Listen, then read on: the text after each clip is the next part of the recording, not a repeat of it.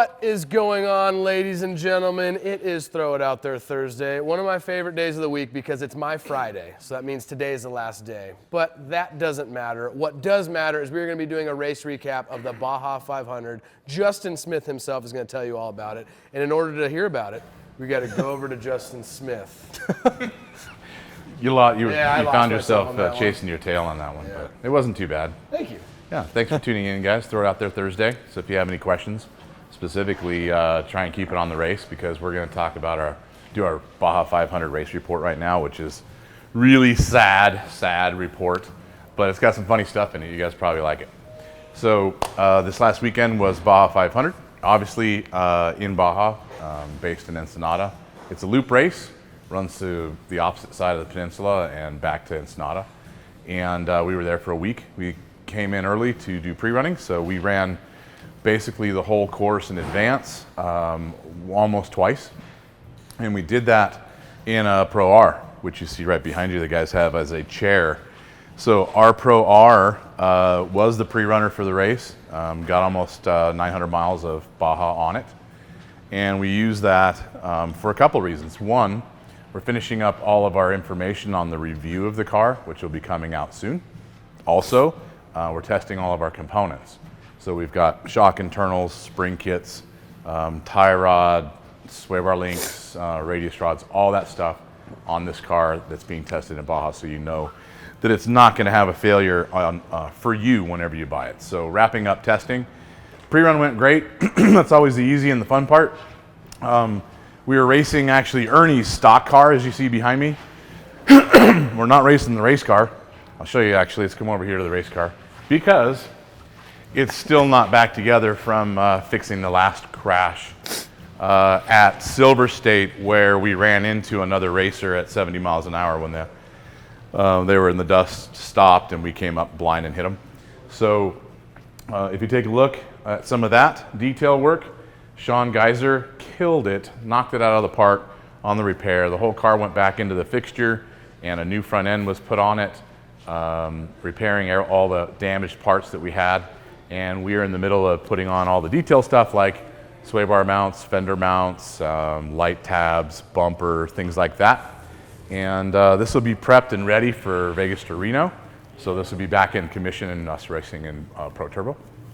The car over here that we raced in Baja was Ernie's stock car. So when I say stock, it's legal for the stock class in Best in Desert, which is basically everything stays stock. You can't touch much. It's also a limited engine with restrictor and tune.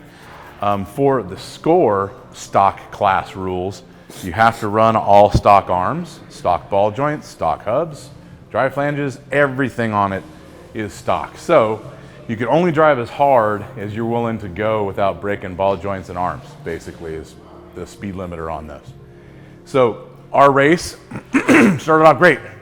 We were probably 6 or 7 cars deep in our class, and in the first 30 miles, which was awesome, we were just on a mission. We passed a lot of guys. Everybody was super cordial, I guess, or awesome when it comes to racing and passing guys that definitely move right away. They know you're there. There's no reason to bump.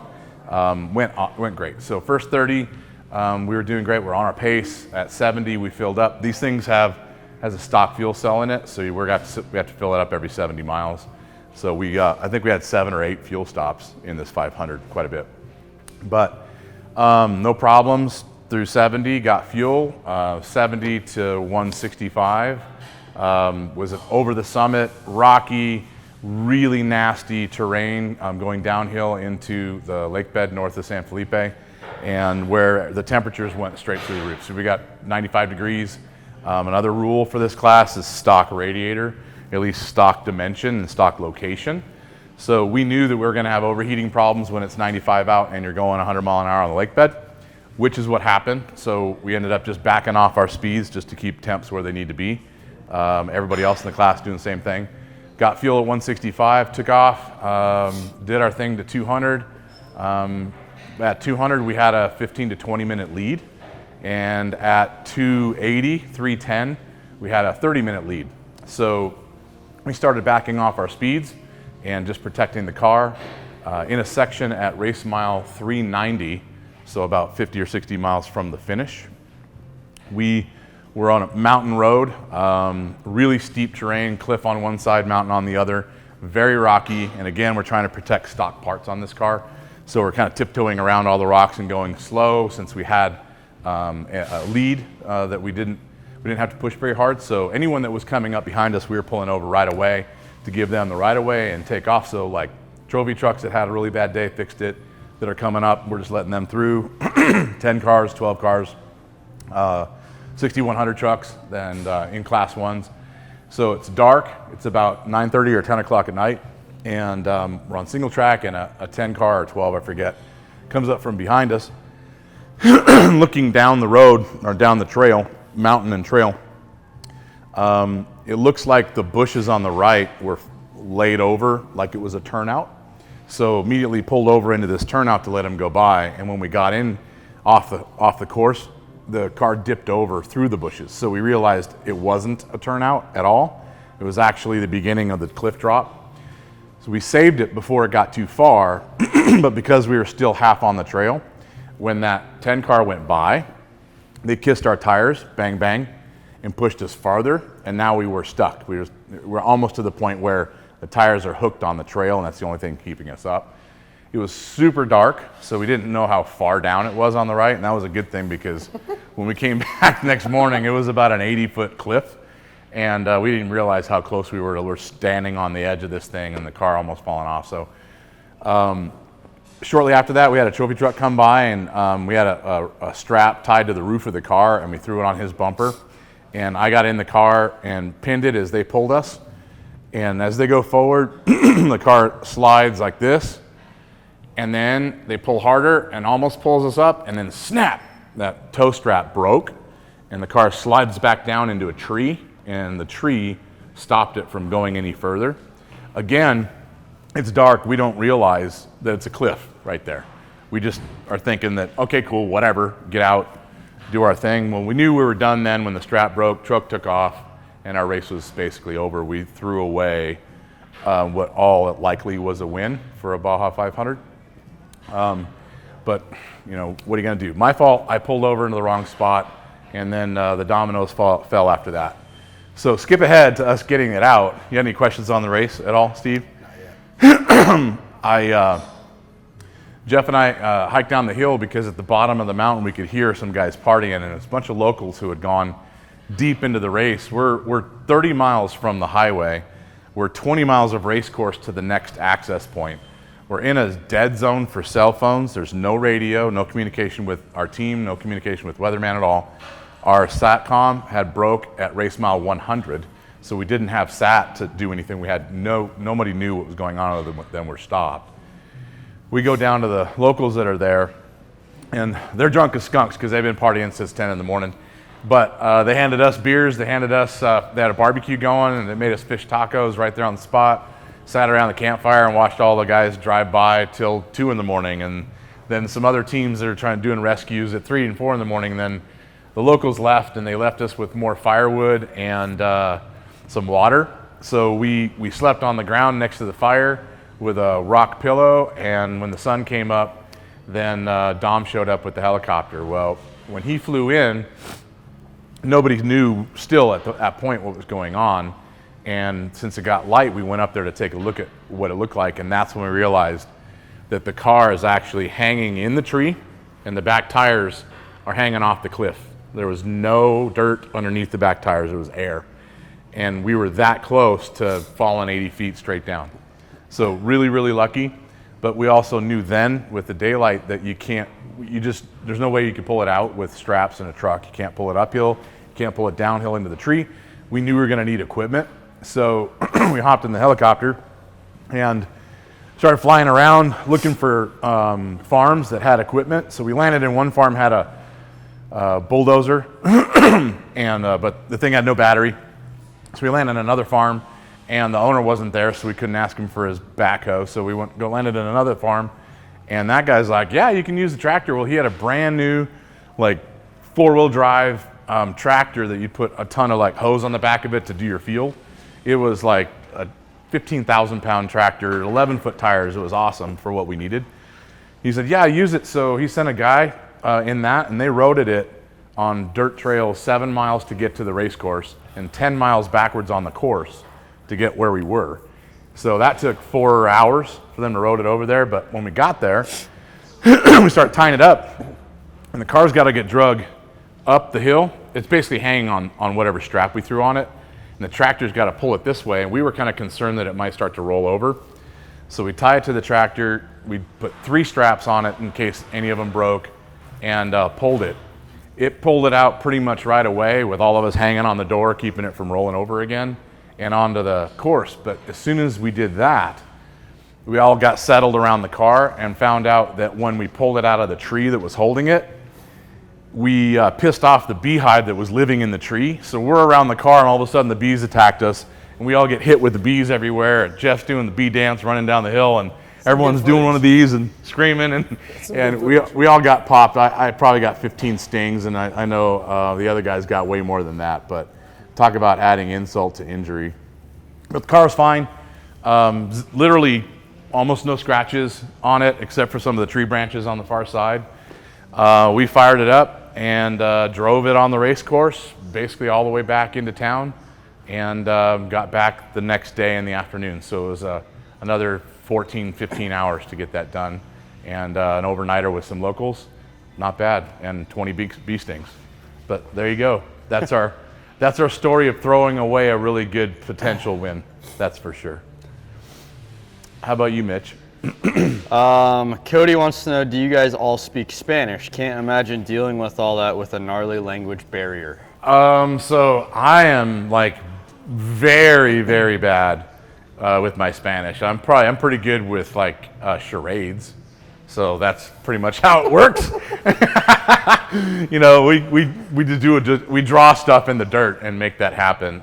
So Jeff and I, not so much, but a couple guys on the crew, if they were there, would be able to do a much better job. Dom actually flew in with Pedro, and he was able, or Yvonne, who's able to help us with all that. So sometimes yes, sometimes no. They usually get it. Everybody in local understands, that's for sure. How about you, Steve? Brad Wilkinson said, that's a hell of a Baja story. And then Andy Eatwell said, congrats on a great run. Sorry to hear about the finish. Glad to see that you run rock knockers on the car. Yeah, we run rock knockers. We've done that on everything we've got, try and keep rocks from getting in between the caliper and the wheel, which happens a lot. We actually had that happen on the Pro R during the pre-run and got in there and busted up the wheel, so it happens all the time. Got to be careful. Justin, what place were you in by the time that you got, like, where were you at pace-wise when you ran off the course? Not intentionally, but when you got bumped off the course? We were first in class, leading by 30 miles. So it was about a 40-minute lead. Yeah, it was bad. Like we slowed down just to bring it home. You know, we knew we didn't have to run it hard to finish in first place where we were, and you know, partially part of the problem because I was kind of dancing around rocks and getting out of people's way really easy, and if we maybe drove it a little harder, or wouldn't have had to get out of anybody's way. But either way, you can't take it back, and I don't know. It's a good story. I'll take the story if you have to take the loss. All right. John Argo said, and I cannot disagree with him, he said, this guy's a legend. You are the man, the myth, the legend. Argo, I love you, John. How about any belt issues during the race? No, zero. We had a perfect race. We didn't even get out of the car. Zero. I do have a belt story, though. When the start of the race in the 500, we started on a section of a freeway that's closed off just for the start. It's about 3 or 4 miles of freeway with zero speed limit for anybody. So basically, you take off floored, and you can keep it pinned as long as you want to the end of that speed zone, where you get off the freeway and go through some little bit of local town before they let you go full speed again. So we had talked about just kind of chilling and not, burning a belt up in the first 3 miles of a 500-mile race. So we were just going to take off and keep it at 90 mile an hour and keep the belt tucked down. So took off. Every car's 30 seconds apart, and we're just kind of jamming along quarter throttle. And I look down, and it says 98. And I'm like, what's the belt temp? And Jeff's like, $150. I'm like, put her down. Send it. Put it down. So we had it at 104 on the rev limiter at 8,800 RPM, 87, and kept it there. We actually caught the next guy in front of us that started 30 seconds ahead of us in 2 miles. And you know, they're doing what we were talking about doing, like chilling out at like 80 or something, not having a belt issue. But we at over 100 mile an hour had 0 belt problem. It was like at the end of that 4 mile stretch, it was only 175 degree belt. Pretty awesome for clutch setup.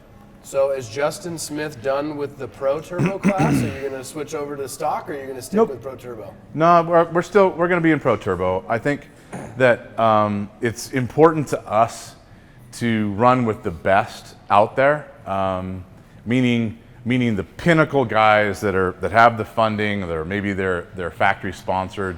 We want to run with those guys. Those are the guys that we support. Those are the guys that we know, and want to run as much as we can there. Sometimes if you can't, then we're just going to enter anything we have in whatever class it takes, because we like racing. Yes. Mitch. Let's see. Where does this Baja story rank in terms of your craziest Baja all-time experience? It's not the craziest. I would say having a head-on with a local on the race course at 40 miles an hour is probably the craziest one. I forgot about that one. That Did you? one was pretty crazy, but the bees were funny. So there is actually a video of us pulling this thing out and everybody running away from the bees. It's pretty funny to watch. Well, maybe we'll put a video together for you so you can see it. Somebody wanted to know yeah. if there would be any footage released of that. I think we I should. think we have to. Yeah, the bee dance is really good. good. Yeah, no, I think when we were running a Baja 1000 and head on to local and had to get them out and us out and convince the cops not to impound the car and then actually finish the race with like broken parts and screwed up car and all that stuff. That's probably the coolest one. There's a video on that one.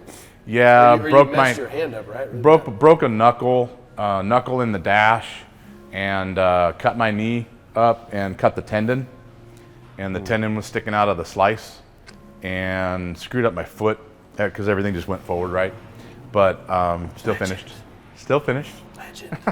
It's finished almost last. We were only like 30 minutes from the timeout, but it was like 8 or 9 hours dealing with the head-on. That was pretty nasty. John Crowley wants to know, why have I not seen the new video? What new The video? B What? video. What? John, you didn't ask for the video. We'll send it to you. We'll send it, John. Hazel, I believe. How did you feel driving the Pro Stock versus the Cow Steak race car? Power handling difference. Cow steak, pretty good. I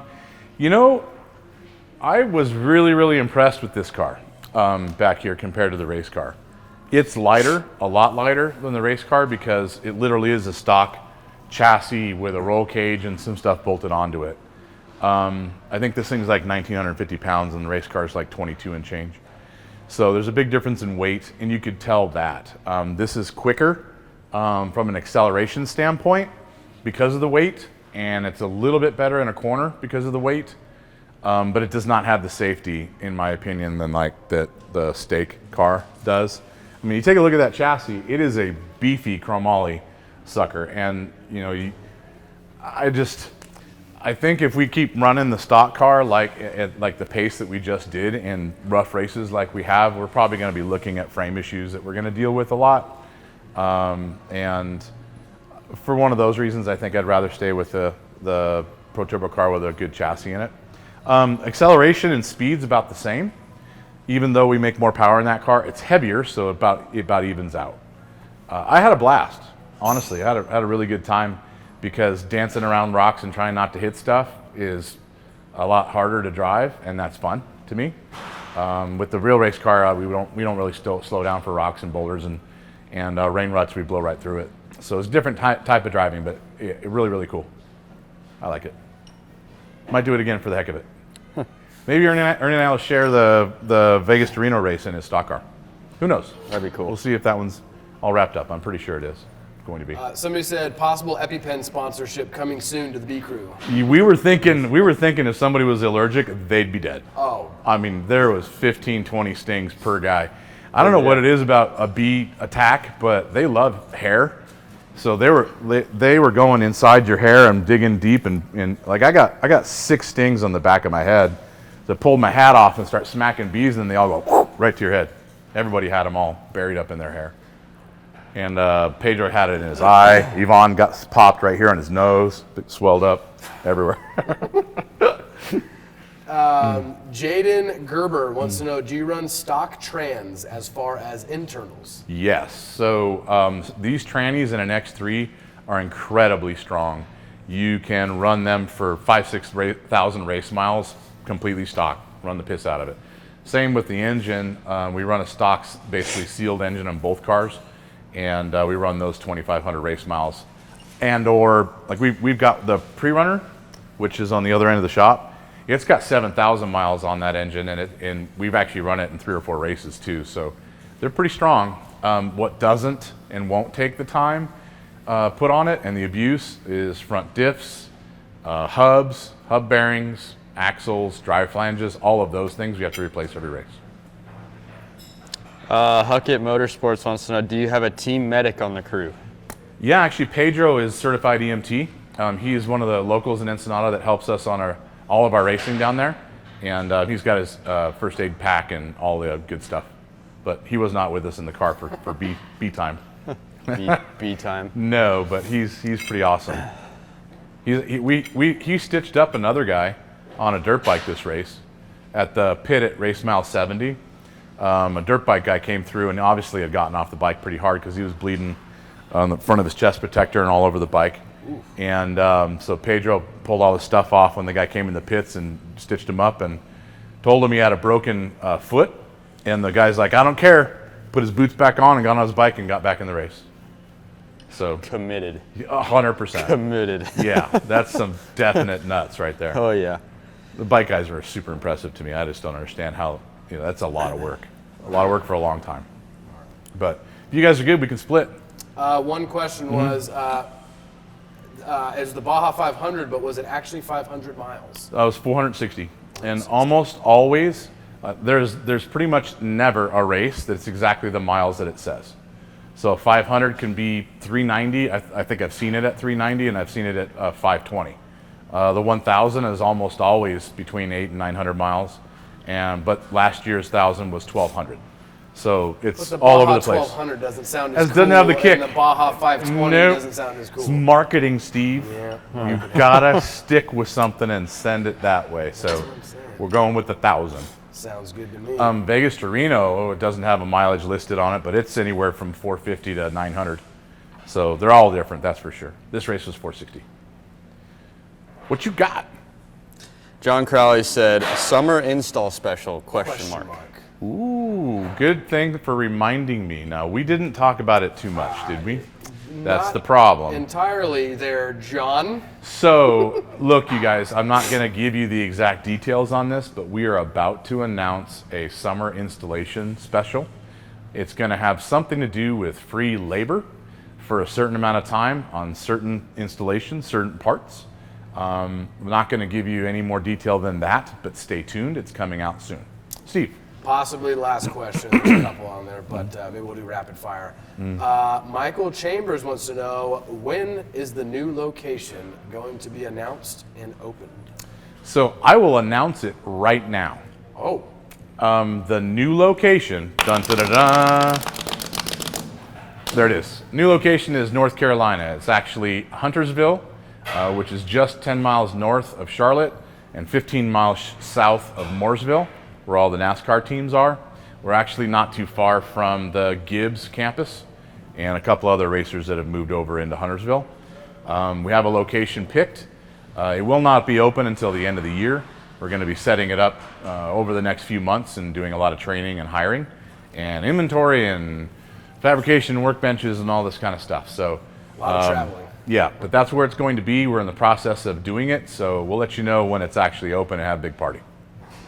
For sure. Yeah. Yes. Big party. Rapid fire. Let's do really quick and we're out. What do you got? Justin, did you compensate the farmer for helping out with getting you The out tractor. because of the price of diesel? Yes. So we asked him how much beforehand, and he said $250, and I couldn't believe that. That's insane. Like, it was super low in my opinion. That'd be like He $2,500 even- here. I know, and he supplied the guy, and the guy, right? And so afterwards, with all the bees and stuff, we gave him $500. But I thought that was still cheap. That's more than fair. I know. Because he still had to go 7 miles. He still had to go back. He had Yeah, like, still you had know, to go back. 4-hour drive home. We were probably back in With Ensenada. With bee stings. Yes. He had to go We were probably back in Ensenada before he even got a tractor back to his farm. Man.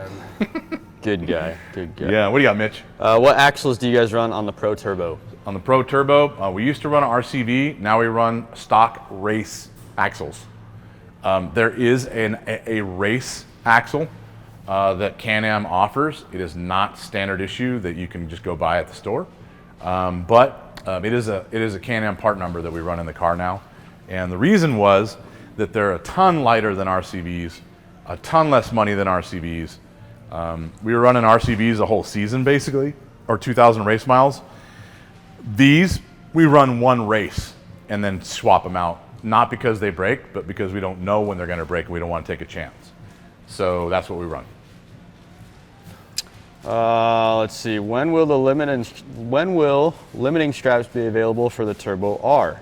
Mitch, you can take Funny. that.